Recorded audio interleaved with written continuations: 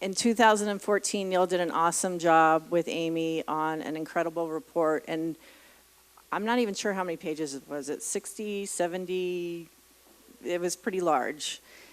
And I would imagine it was an incredible investment of time and energy for them to come out and do the investigation and to write that report. The other thing I hear, well, actually, they also came back out recently, tested the stream at our property, and found it to be highly contaminated, high levels of bacteria. Alarming. Alarming. No.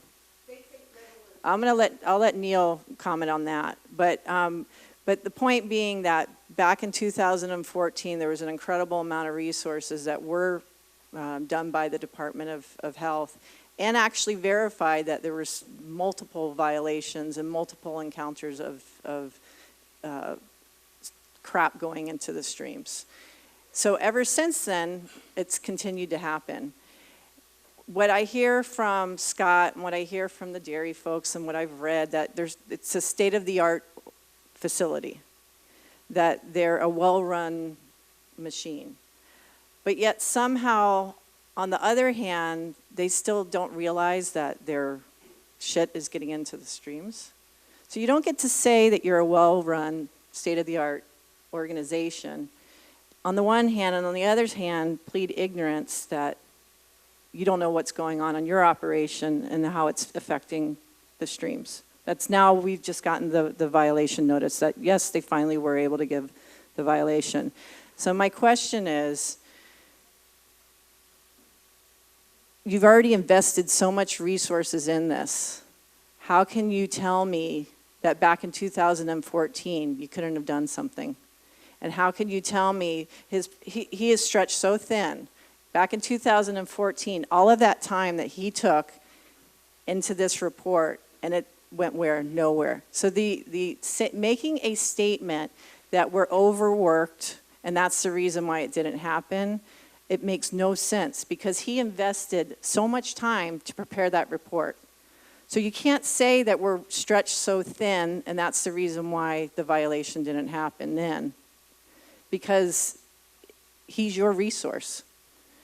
My question now is, now that we have finally gotten a notice of violation, however many years later, is that between now that the notice of violation has gone out and when something is actually done, our understanding is they're supposed to cease operating cease anything that's going to be causing discharging into those streams. So how are they changing their operations as of the date that you gave them the notice of violation until when there's this new plan of how they're not going to be contaminating the streams? Who's monitoring what's going to be done to make sure that between that date and this date of when you guys can finally get your act together and come up with a plan, that those streams are going to stay clean? Who is going to do the monitoring and enforcement while we're waiting? So that's my question. Thank you, Charlene. So basically it falls back on the Clean Water Branch. Clean Water Branch would have to enforce, the order is very strict. Cease and desist all discharges. If there is one, there'll be even probably stiffer action taken against the dairy. Well, in part from you guys too. See, you guys are our sentinels in part. You know, you guys are our partners in this. You know, it's, remember though what I was saying, seeing it in the streams is only one thing. It may be more than just the dairy. Yeah, we have to verify. But, you know, I wish things were simpler. Sometimes they're not. But, you know, I can assure you the department is committed to this. The Clean Water Branch especially is in the lead. You know, the NPDS is the best way forward.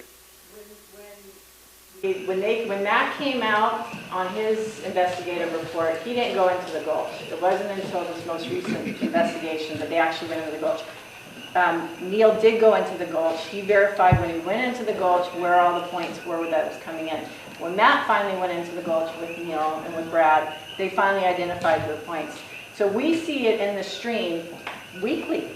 So So who's gonna go back into those gulches whenever we call up? Are you gonna go back into the stream? Because that seems to be the only way that you guys are able to give them any kind of violation. You basically have to trace it all the way back to the source. Are you gonna do that? Are you gonna give Neil the resources that he needs to be able to get into that stream and trace it back up to the source? You know, I can't guarantee you that Neil has the legs to keep doing that continuously, but, you know, we're going to have to figure out something, right? Now, and then if something happens, would it be months, 6 months, a year? This is all pointless. Well, I wouldn't say that. I wouldn't say that. Well, yeah, you do have, you know, out of fairness to the dairy, you do have to have strong evidence, very strong.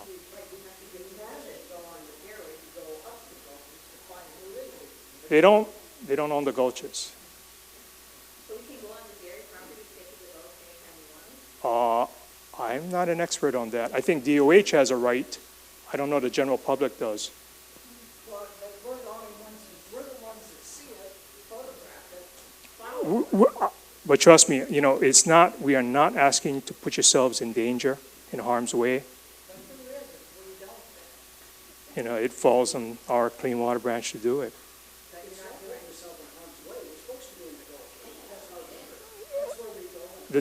But the gulches can be dangerous because of the flashy conditions.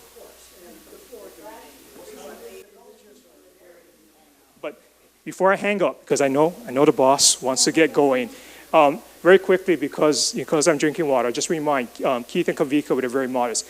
Annually, they put out a consumer confidence report. That's how you see annually your results. So, Ookala, well, but you know, mind you, it doesn't change very much. That's, if it does, you know, they'd probably be the first to alert you. Under the law, they have to. But, you know, just FYI, they have that. The other thing before I hang it up is we really would like public input, you know, the community's input. You know, the thinking we have is that there should be signs posted, warning signs. Not just because of the bacterial levels, but because we know there's been discharges, there's still remnants of manure and other things in the gulches. We think we should warn the public. And that's why I'm coming to you guys and asking for input. I think Charlene's house is probably one of the key points where there's obvious potential public access, that little crossing. I want to just, in case you don't know, and also you guys too, right there at that point where it was the highest levels of bacteria, that's also where our school bus picks up and drops off. That's where the kids all hang out waiting to, right there at that spot. That's where the kids are all there, the school bus picks up, drops off. That's where people have to go in and out to get to their homes. When those rivers are raging, the mist, the spray that's coming off of that, it's not contained. So, you know, we're prepared to go out and post signs, but I think, you know, part of the others, some people were mentioning favorite fishing spots, which of course you need to get to a trail. You know, we'd like your help in terms of posting those entry points. Sir. Yeah, quick comment. You know, in terms of all this discussion about source of the pollution, well, there's not much above the dairy, that dairy property. I don't know if you've been up there, but there isn't much. I mean, what else can be doing, pick a number, 80% of this pollution? There's nothing there. I mean, our guys are real specific, exactly what from the dairy. In other words, I think most people had blamed all the past on the pond overflows. Okay, when the guys went out, they didn't see that. They saw residue. That's going to be follow-up. But what they saw was runoff off of the pasture. So that is exactly what I mean. See it for yourself. Documentation. Exactly. But see, that's why I was telling you guys about, you know, monitoring, ideal in environment. We want to see what it's above without influence and below with potential dairy influence. But, you know, I don't dispute what you're saying. Council member. I appreciate what you're saying, and I think the real concern here now is the problems are solvable, but it's a matter now of time. I mean, we have a commitment, the problems are going to be solved, I think. But what people are saying is, how quickly can this happen? Because we're living here now today. And when you brought up signage, I think that's a real important factor, that we haven't seen signs go up to protect the community. So let's get those signs up. I know Ookala's a little distance from Hilo and all that, but let's get those signs up where they need to be so that people are protected, because this is still going to take a little bit of time to resolve. So I just want to ask that you consider that. Thank you. And he just talked about the signs, so that's a good thing, because I think the past couple meetings we've talked about where are the signs. We know that there's fecal bacteria in the streams, and we need to protect the kids from going in, because regardless if you say stay out of the streams, we all, I don't know how many of us here grew up on the plantation time. We played in every gulch there was, and it was always clean. We could not go home for lunch or dinner sometime because we'd eat gulch food, guavas and bananas and avocados, and today can't do that. I wish we could. Okay, so I want to thank you, Stuart, so much for coming. So how about a hand for Stuart? So at this time, I'm going to ask Mr. Whitesides if you could come forward and talk to the people about the discharge. And are you going? Okay. And just give him another round of applause, because he showed up. The guy showed up. So thank you. Okay, thank you, Valerie. I wish we could have got started on a different foot, honestly, because I can see this as a great community, and you truly care about each other, and you truly care about the environment. Now, I just want to voice my thoughts on we care about it too. And so I hope we can look forward and move forward in a direction that is be good for you and good for us. And I'll try to answer some of the questions that's been put out on the table. But, why did we come to Hawaii is partly because the state wants self-sustainability in food products. And we looked at this, and it was a dying industry from Hawaii used to be its own sustainable industry as far as milk products. But because of economic situations and because of environmental issues, that's why the industry went away. And then now the mainland ships in milk, and then we thought we could come here and be good stewards, and it was a challenge. I'm a businessman too, but you know what? I started with 10 cows and grew into the business that we are with a family, and that's no excuse. But what I'm saying is that we come here partially. We got to be profitable in what we do, but we also come here to be self-sustaining on an island that is looking for agriculture products. Now that doesn't do you guys any good if we have issues that are affecting you. And I've heard them tonight, I really have. There's several things that I really don't want to get into confrontation, and really I've heard your frustrations, but what I do want to answer a few questions is the system that we're bringing in, that we incorporate the manure into the ground. It actually, Valerie, is done more in the wet climates than it is the drier climates, because of the very same things that we're talking about. And the video, I'll still have to get with you, because I'm not sure if there was a misunderstanding of maybe what I was saying in that on that situation. But digester would be something that would produce another resource as far as energy. I would hope it would solve different problems, but we still have an effluent that comes off of a digester that you have to incorporate into the ground as fertilizer. And so fertilizer is, we can buy commercial fertilizer, or we can use fertilizer that is natural, I guess you'd call it. I understand and I appreciate the fact that your community values whole good crops. I think what we're trying to do is use a resource that is natural and grows crops. Some of the questions and real good concerns is the fact that how do you know that you're putting on too much? Well, wherever we dairy, or in the United States, anywhere, that you monitor the soils, you plant a crop, and the crop has so much intake as far as the nutrient need of that crop. Corn happens to be a huge user of nutrients. And so corn uptakes the nutrients, and then we harvest the corn off the field, so the nutrients go off, and then the process of feeding it to the cows, and then therefore it goes into the milk and then back through the life cycle. So that's really what it is. Grasses, we've done different types of grains that each one of those have a nutrient uptake.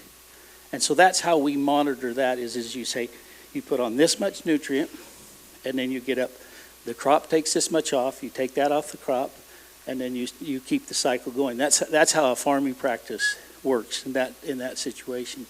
So I'm trying to think, I have a couple other, there was 1,000 comments. Before you go on with that, because you just talked about the crop, and that you gave a good explanation. However, how are you going to address, I think the community's concerns for many, many years was all of that, all of what you're talking about is still coming down into our community because Big Island Dairy has never followed the plans done by Soil and Water Conservation or NRCS, so everything, you don't have the berms, you don't have things protecting our community.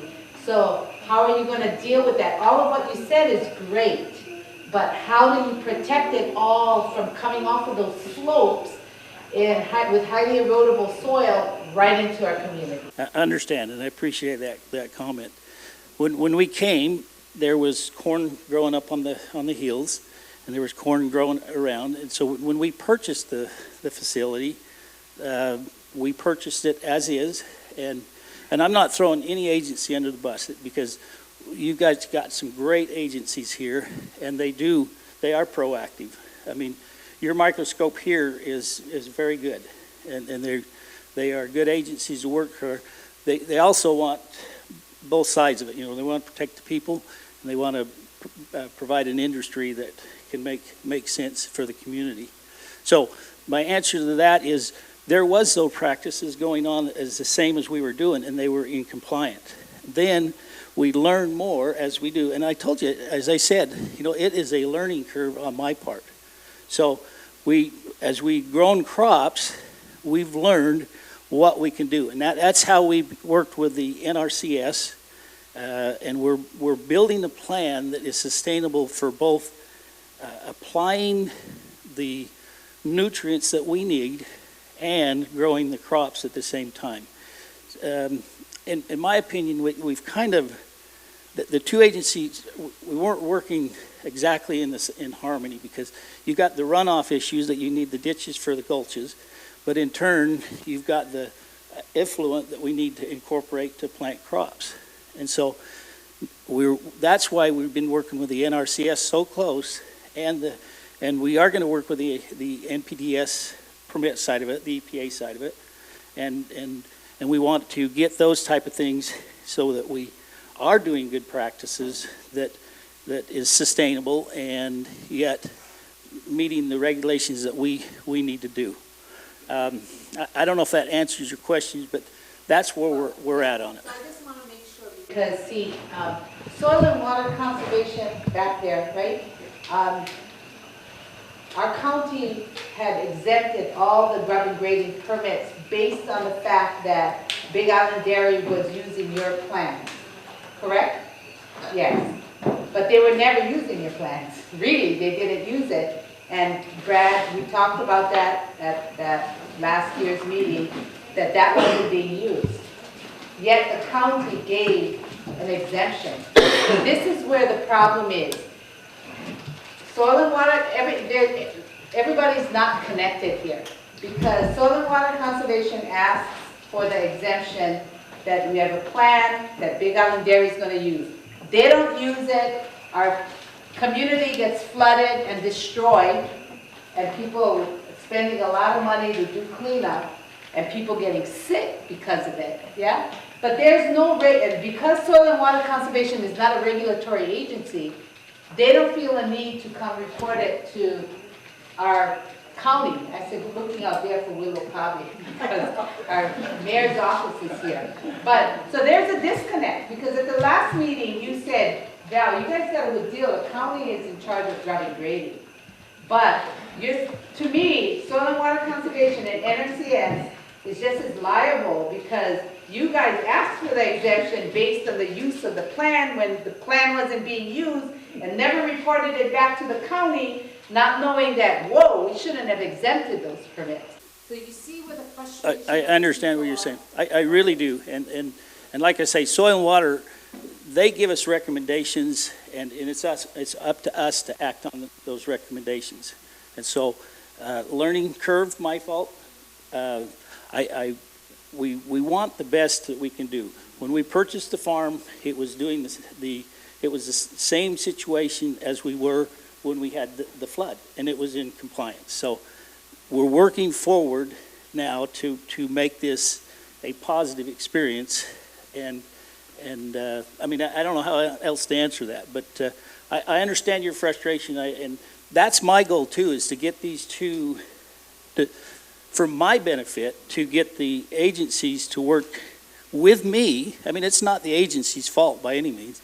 Get the agencies to work with me so I can do the best management practices for the environment that we're dealing with at this time. So that's where I'm headed on this. But Toyota hybrid lights, there's on their interior lights, a Toyota hybrid.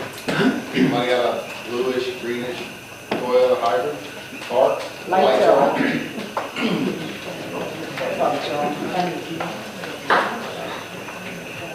Yeah.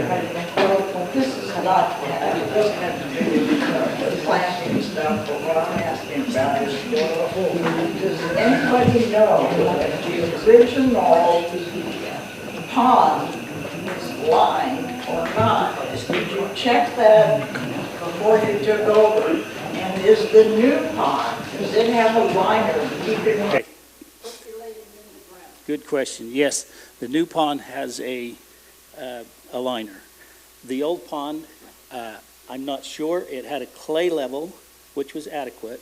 And I think it's similar to what you guys deal with on your cesspools here in Ookala, you know, because they're trying to get away from cesspools, if I understand, and great practice. So I think that was the same thing with the lagoon system there. It says, okay, it was clay lined, it's the best that it can be for the technology for today, and then therefore it's permitted into the permit that we purchased. So When we saw your video, our understanding was that you more than doubled the amount of cattle from what you purchased. Our understanding was when the video came out and when everybody was recruiting the dairies, was that you were going to put a methane digester in, and that would take care of some of the smells and some of the other stuff going on. And so we were all for that. But since then, you've gone to a whole other system that we weren't expecting. So, and since you aren't from Hawaii, you don't understand about how the mountainside, yes, how everything comes down. So you are new to this area and how it was built. I understand. I appreciate that too. My answer to that is when we did permit this, we permitted it to do just as we're doing today. Yes, the digester was mapped out on a plan that said, okay, if we put in a digester, then it could go right here in incorporation to where our composter is. So we looked into trying to find the resources and find the, because it's a great resource as far as generating energy. And so that resource never came. We applied for different resources on that, and the funding didn't come through on that. And like I say, it wasn't originally, it never was as a permit, because I'd have to go in and get a new permit to put the digester in. The permit was exactly as it is today. And so I hope there's not a misunderstanding on that, because that's exactly how it is. I mean, the intent for a digester would be great. Now, and we still continue to look at that. If I go with a digester, I want to come down to this meeting first and meet with all of you folks and explain what I know about a digester and what it does as far as what problems it solves, what problems it creates.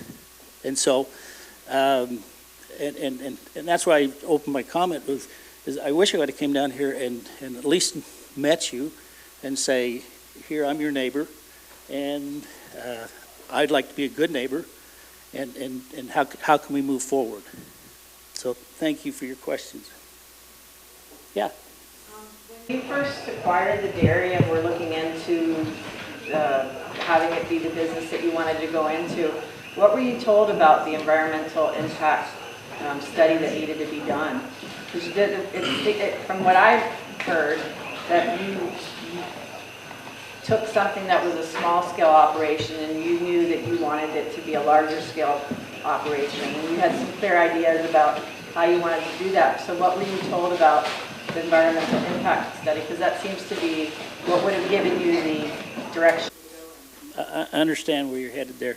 When we took over the permit, partly was because, or we came here because there was an existing dairy here already, and so the existing dairy carried those permits with it, and so when we purchased that, that came along with the permit side of it also, and so then we go to a nutrient planner, and then the nutrient planner designs the plan for the size of facility that we are asking for.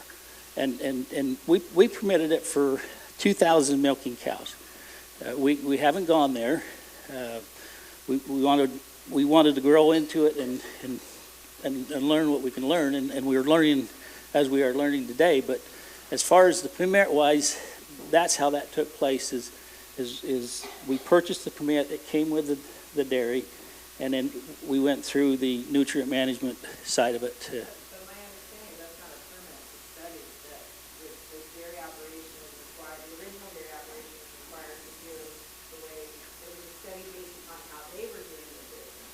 And when you came along, you clearly knew you were going to be doing it differently, so I feel like Okay. Maybe I can answer it a little different then. So the original dairy that we bought had free stalls there also, similar to what we do there. Not as many, but it was a pasture-based dairy also. And so the cattle were out in the pasture. That permitted, because it was a dairy there, and even at the size it was, that's where the plan comes about and says, it's in the computer model, it's a nationwide plan that they use, and then you take in consideration the rainfall, you take in consideration the evaporation, and it's plugged in this system, and it says, to do this many cows, you have to do this, you have to have this size of the lagoon system, you have to have this many acres to put your effluent on for the uptake, as I talked about. And so it is a plan that we've followed to make that, to meet those criteria. I mean, obviously there is a limit to what you can do, and that 2,000 cow permit limit is where we reach that number. And I think it could be more than that, but at this point we're not headed more than that by any means. So in the original environmental impact study that was done? Now I don't know that there was. I can't answer if there was an original one. I can answer that there was a valid permit for the dairy that we purchased. Mr. Whiteside, let's just get a little clarification there. There was An initial environmental assessment, not an EIS, but we had done for Ironberry back when it started in 1999, 2000. And it isn't for the dairy farmer to call out the EA, it's state land and it's being leased to them, and it's the state's call on the EA. And they did not require a new EA to be done when this operation came on. So it's not that the Whitesides have done anything wrong. It was the state that waived a new EA, if that's the question you're asking, I guess what I don't understand is that original environmental impact study, or whatever the language is, it was for an operation that had a limit of how many cows it was going to It have. was for a smaller operation, you are correct. So then now we have a new operation that's doing a completely different business with a completely different model. That original study doesn't even apply to, so why are we still Using that. using Using that? that old EA. Yeah. And that is a question that could be posed to the Office of Environmental Quality Control at the state, and ask them their opinion, because they're the ones who opine on whether a new EA should be allowed or not. It was waived by agency, but that's where you would ask the question of the Office of Environmental Quality Control. Yes, and that's the answer we get for every question we ask. No, It should be that agency, or it should be that agency. Scott gets up and tells us it's not his responsibility.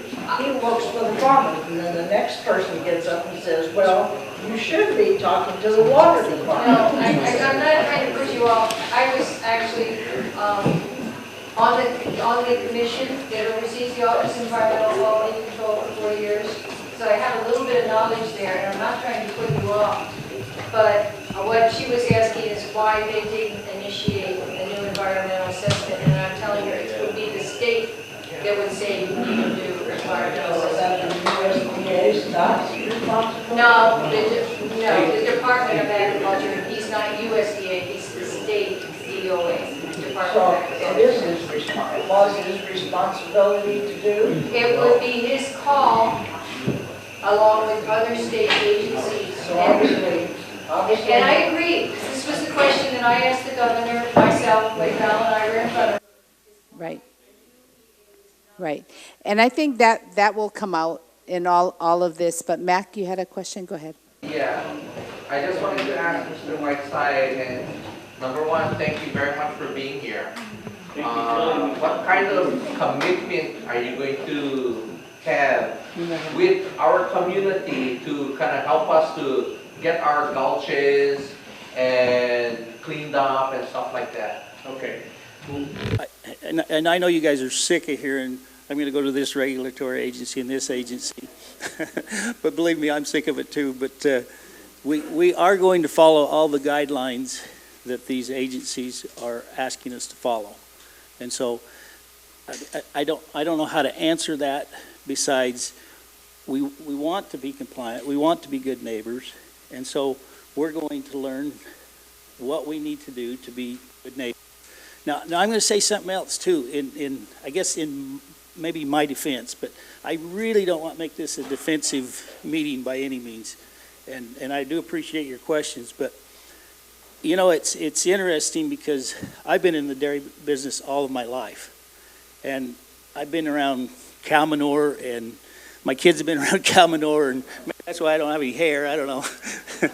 But at any rate,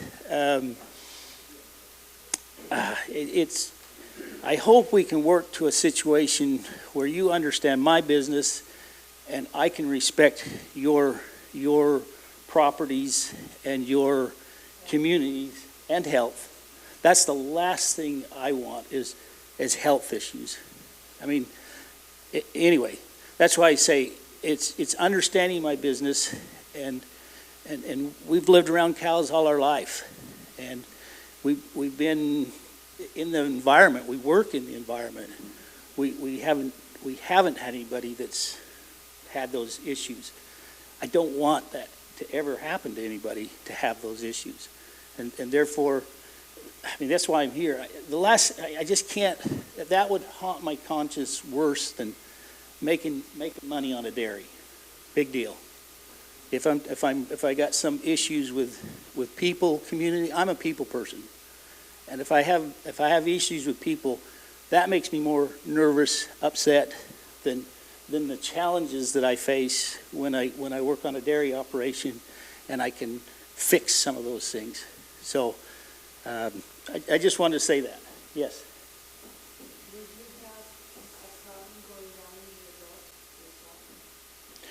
You know, I will go down in the gulch.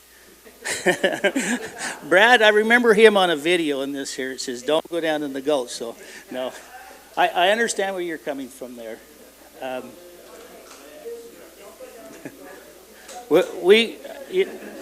No, here, excuse me. Nobody, including the dairy or any other agency, has a right or moral stand. They should never say to the people that have been, some people here in this community are 5th generation, and to tell them, don't go down the gulch, that's not their right.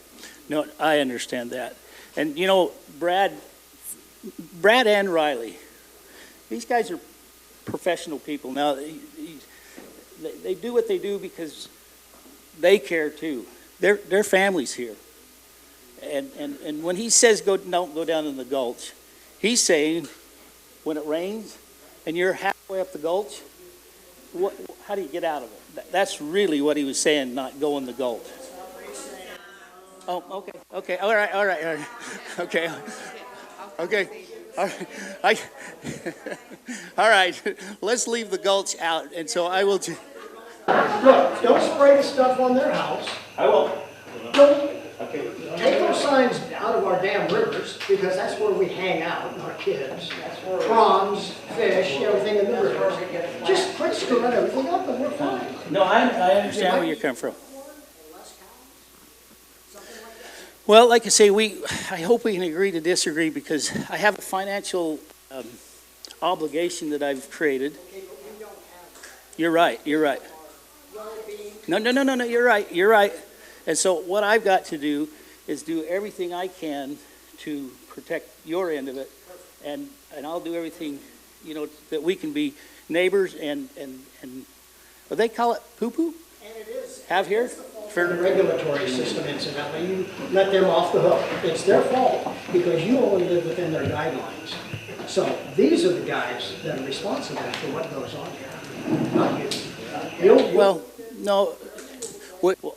I would hope that would be a positive aspect, because if I can take milk that's just milk from a cow and turn it in and put it in a bottle in less than, 30 minutes to 10 hours, then I can provide fresh milk to the islands. And so that's our goal towards what we're working towards, is to provide fresh milk. And that was a plan in the back of my mind as we bought this facility all along. But on the flip side of that, that plan actually came out faster, because it's expensive to operate in Hawaii. And so I had to move that forward. So in order to help capitalize what my obligation was as far as and my commitment to Hawaii to produce fresh and local milk.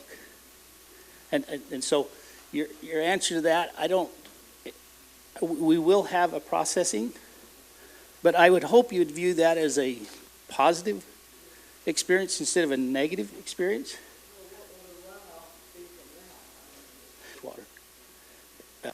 This violation came from irrigating the ground, and it settled in one of the areas, and then rains came and moved it, and it put it into the gulch, and you can see where the water runs into the gulch. I can say that we pasture cattle up there, and there was probably more cattle pastured before we bought the facility than there is now. But, so we have cattle that are out on the lands as it is. We have pigs that have, and I'm not pushing the blame off anywhere. I'm just saying that this is what we've experienced. And in 1 year, I know we've harvested 300 plus pigs. I mean, I think some of the people come up and hunt pigs here. Just say, okay? Yeah. When I said, I used the word harvested because I thought it was a little gentler word than pigs are killed.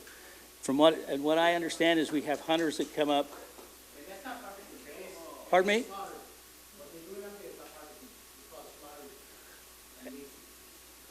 No, anyway, I can't get into that one. But oh, so you're saying that's oh, so there's a lot of damage that's done to our crops, and so. Oh, you're right. You're right. I mean, so that cost me a tremendous amount. Oh, okay. Well, somebody else is, I mean, anyway, I can't go there. But thank you. Yes. First of all, I want to also extend my thanks and appreciation for your company. We do really appreciate your presence. Secondly, I wish you all success in your business. Third, and there are four. The third is with the injection, which sounds to me more like just tilling, incorporating the effluent into the ground, all the liquid effluent. Does that mean that there will not be any more spraying, aerial spraying? I can't promise that. And I'm telling you that right up front just because we have our lagoon system, and when we need to reduce the pressure on the lagoon, and therefore we have to put the water out onto the crops so that we don't overspill into the gulches. And so I can't promise that will go away. We'll work towards, and I know you guys probably don't agree with this, but I think they try to do the best job they can, but what we're working with is applying the effluent at the right times of the soil. The EPA, the NPDS, I believe they will have some restriction on air quality, and so I'll have to go through them. I don't know that for a fact, but I think it's addressed in that. Okay, so having heard what you cannot promise, can you promise that before aerial spraying is done, that the staff will monitor the wind conditions so that if the conditions are unfavorable, specifically it's going to drift over the neighboring residences, that spraying will not be done? Can you promise that much? I can't make any promises because promise is a promise. And so we will do our best. And I honestly believe we do good as it is, but obviously we need to, okay, time out. That was the wrong thing.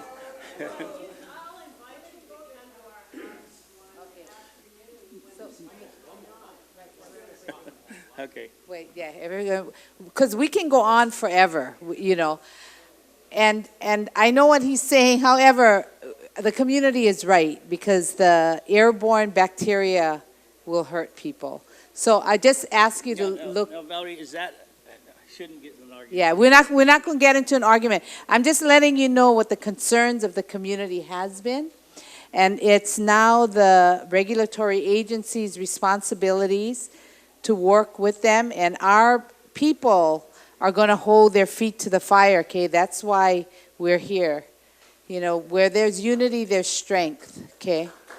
So we need to continue to hold their feet to the fire. Hang on one second. Was elected and brought into this conversation.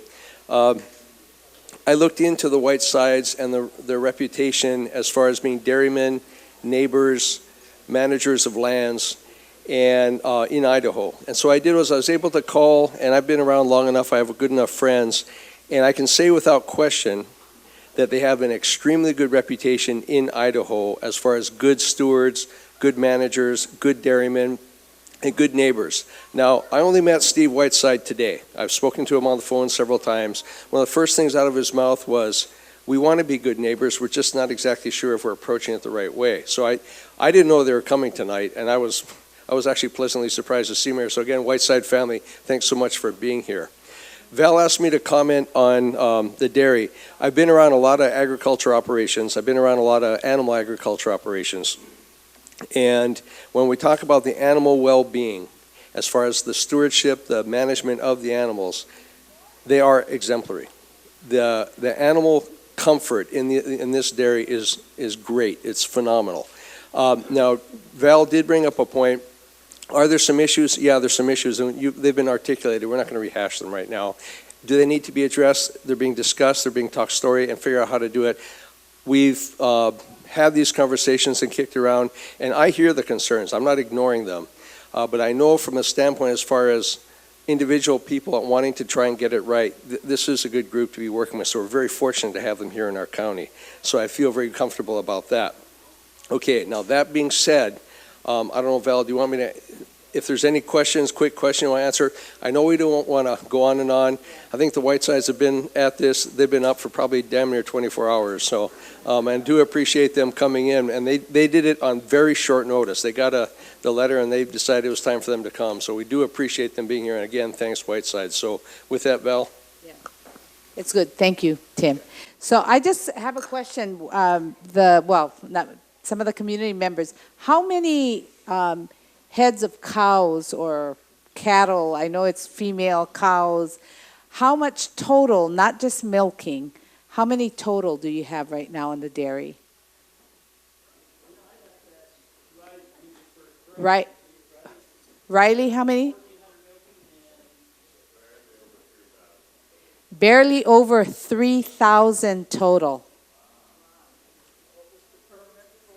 And the permit, so I would really ask you to go look at the environmental assessment and make sure that you're yeah. Okay. Okay. Okay. He cannot see. So when I say a 2,000 cow permit, that includes the offspring that go along with that 2,000 cows. So they take the manure that each size of animal generates, and then they say, how much do you need to calculate to catch all of that? And so that's when I'm referring to a 2,000 cow permit. That's milking cows. That's a dairy term, I guess. So I appreciate you bringing that up because that's the terminology. Okay, thank you. Thank you again. Poor thing, you gotta go sleep pretty soon. Okay, I just wanna thank Neil and Amy because they are the ones on island, our reps, and I know you at the bottom of the totem pole normally because you know you get your higher ups are all in Honolulu but they've worked so hard for this community that we owe them a round of applause. So thank you so much, you know. So can you give them, Stuart, can you put in for raises for them, please? Division chief. Okay, and one thing I want to point out, and one thing that we've been concerned about throughout the community and community meetings is since that soil has come down from the dairy, we've gotten inundated with these slugs. Now, these slugs that you see here in these 3 bottles, God, I don't know how much is in here. 5 minutes. In 5 minutes, at April's home, she collected all these slugs. In 5 minutes. They're all over our community. And, you know, it wasn't that way. But since all the bad mud and things that have happened in our community, we're inundated with it. And now we have the rat lung. I'm not blaming the dairy. It's Tim, yeah, but rat lung worm, we're concerned about that. And she was the one who posted the picture. I was shocked that you saw the slug and the rat right there. It was just that picture, the video that you posted. But this is 5 minutes. 5 minutes and she collected this much slugs. So the University of Hawaii that didn't get funded, shame on the legislature, yeah, for giving it to Department of Health, the $1 million, instead of giving it to our university to come help do the study on our island. But so call your legislators and let them know how pissed off we are that our university didn't get the funding to help take care of the problem that we're having on this island. And I want to thank Eileen O'Hara because she did bring out, I forget, Dr. what her name with the, Sue Jarvie, did a great presentation for our council and desperately needing to continue the studies and making sure on how we can get rid of them. But sorry, Department of Health, I got to say this, but always Oahu-centric, yeah? So people here, we have loud voices. You got to call your legislators. You got to call your representative, okay? Mark, you guys need all the telephone numbers and addresses. Call me because we got to hold them accountable to take care of us, yeah? So, and that's what we're here for. So, go ahead, Charlene. Just one question since the Department of Health is here. Scott has actually met with my husband and I at our property and also at our previous meeting when he was here. He had said that he would immediately release funds so that you guys could, so that there could be water and soil sampling done right away. And he actually said starting in May. Okay, so I'm going to ask Stuart to come back up. I know you're with the water, clean water, but, or maybe I'll ask Neil, do you know anything about it? Okay, but everybody witnessed it. We have it on video that Scott did say he's going to help take care of us and do the water sampling and soil sampling. So do you know anything about that? Lucky me, I wasn't at that meeting, but truth. But yes, I was informed, and I think I shared with you that Chair Enright did commit funds. How quickly that'll go into play, we'll have to see. But Department of Health has another mechanism through another program under our deputy director. So we're hoping, they have something like a contractor, Tetra Tech, under continuous contract for environmental issues. Wasn't exactly meant for this, but still, they're thinking that they could apply it to this to get the right contractor in place. So, yeah. It's not, I don't think it's going to be that type. It's not all environmental. Well, Scott. Soil sampling to anyone's homes or residences that had gotten contaminated from the soil, from... I just asked you because I plant vegetable gardens. And he did say it, and he did say it was... And I did have mud come all and knock down trees. Starting in May, and we're in May. You got me at a loss, but that part, I'm not aware of. So we're asking Valerie, can you follow up with Scott and start getting our water and soil sampling testing done immediately? That was what we were told was going to happen. You're a department head. No. You're a department head. Thank you for the promotion, but no. I love my boss. She's really good. I hear you. I think, perhaps Scott was a little overzealous, but we'll see. There's no definitive contract in place yet, okay? So, well, remember what is a saying now. Water sampling on a regular basis isn't necessarily going to get us where we need to get, okay? Well, we need strategic water sampling that will coincide with what Big Island Dairy does, and hopefully can document improvement. Can we go on our streams and gulfies right now? Well, obviously we're going to post science. We wouldn't exactly recommend that.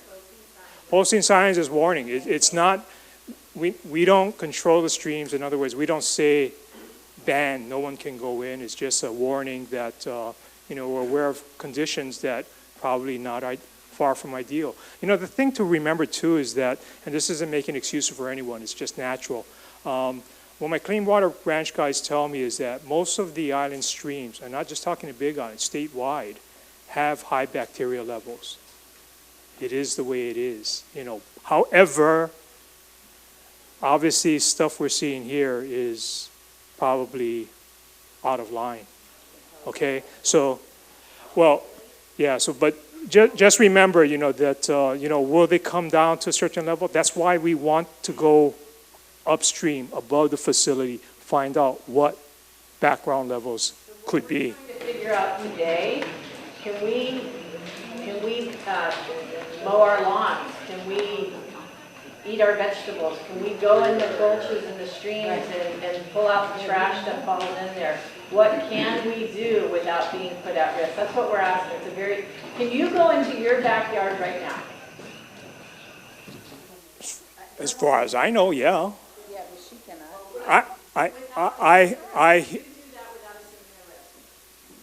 I believe so, yes.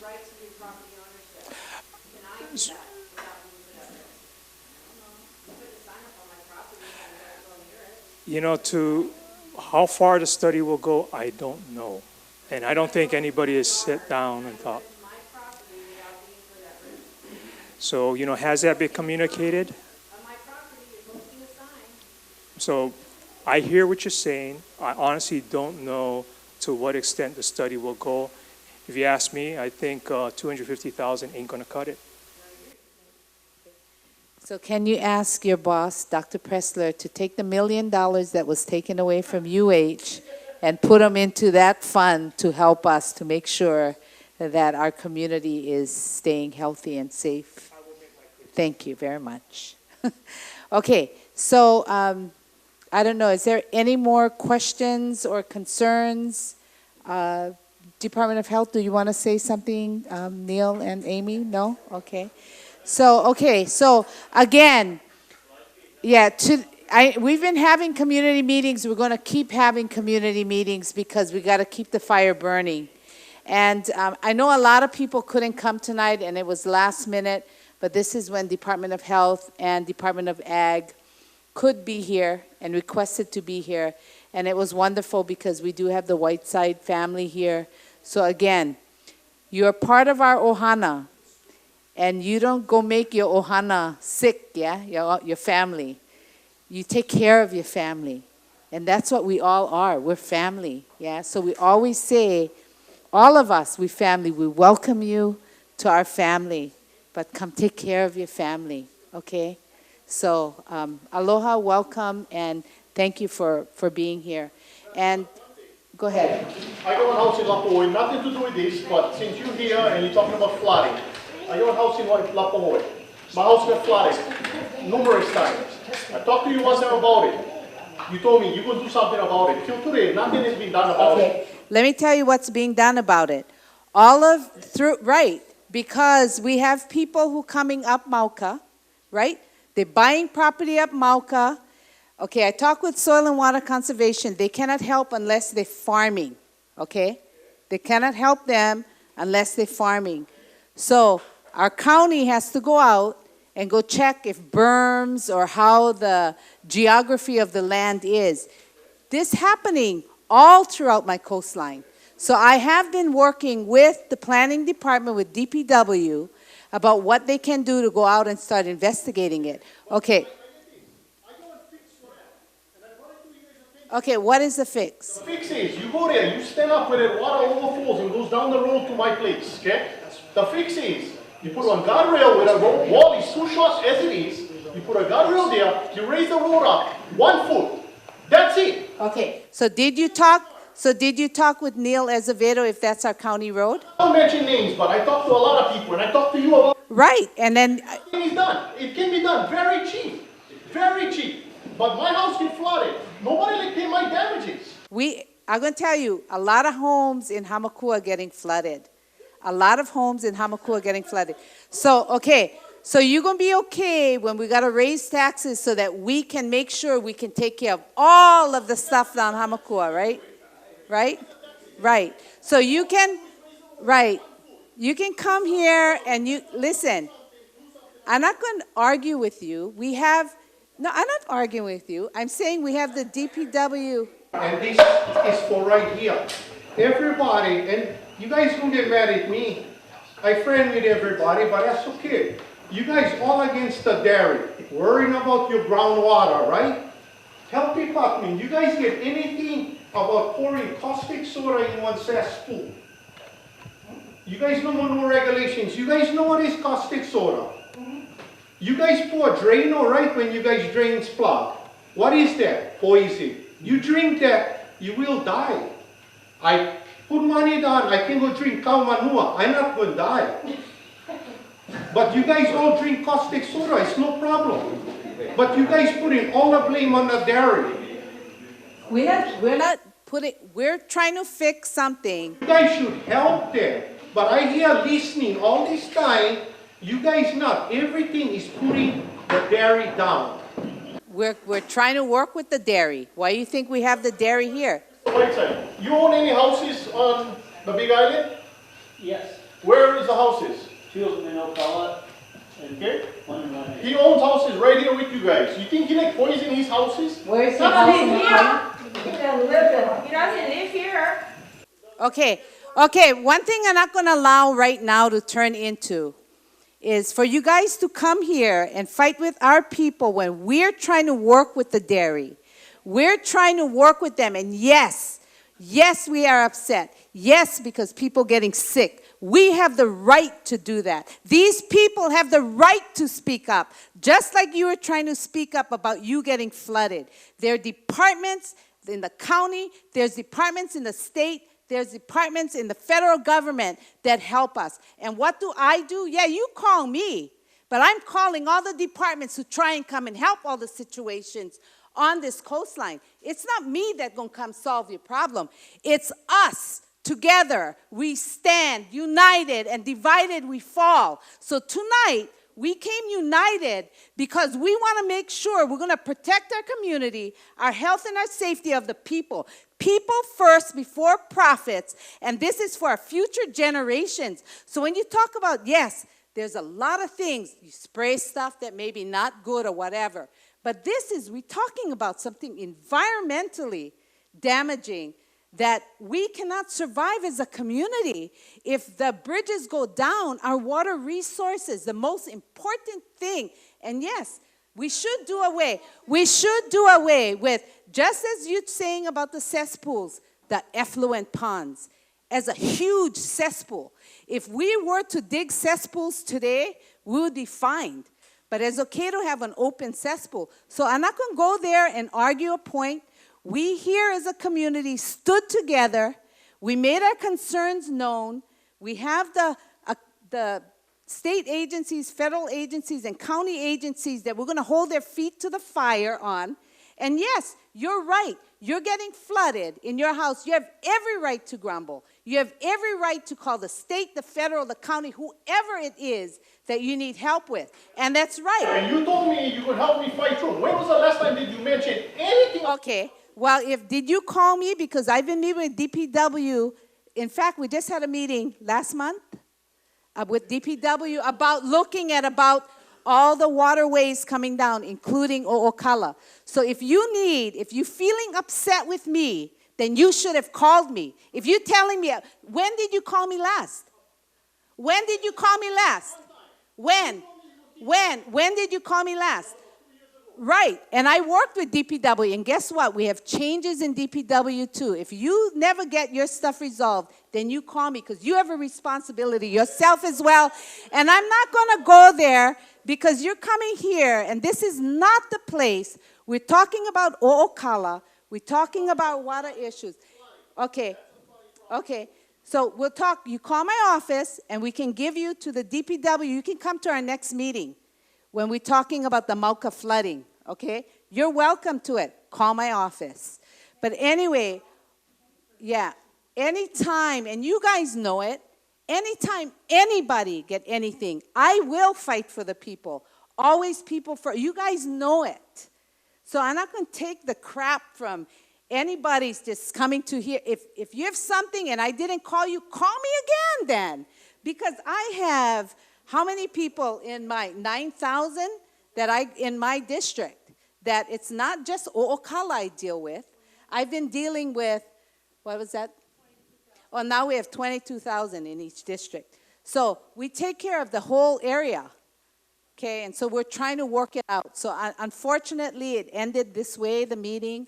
Unfortunately, I apologize because I spoke with passion, because I care about this community, and I will not stop fighting for this community and for what is right for this community. So thank you. Thank you for coming.